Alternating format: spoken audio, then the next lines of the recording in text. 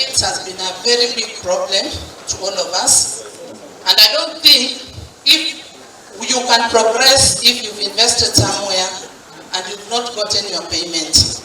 There are payments which has never been paid since municipal.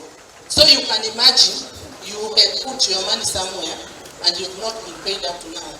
It's stress. We have families, we have people that we've employed. We have people working for us. So you find most suppliers have gotten into problem of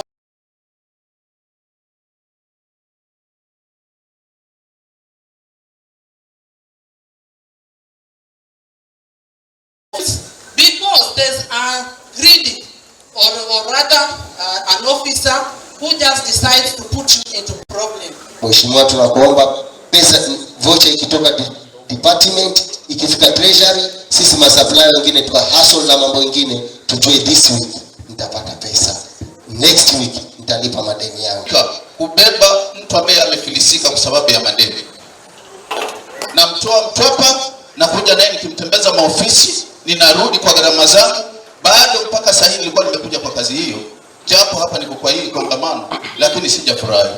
Nataka kusema ya kwamba wakati wa malipo ndio shida huyo inatokezea. Unajua, kama mnataka kutatua huu ugonjwa, tusaidieni hebu tutengeze system.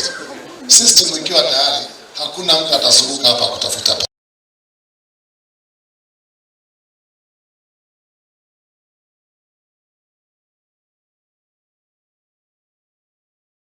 Kazi zote ziko kwa government.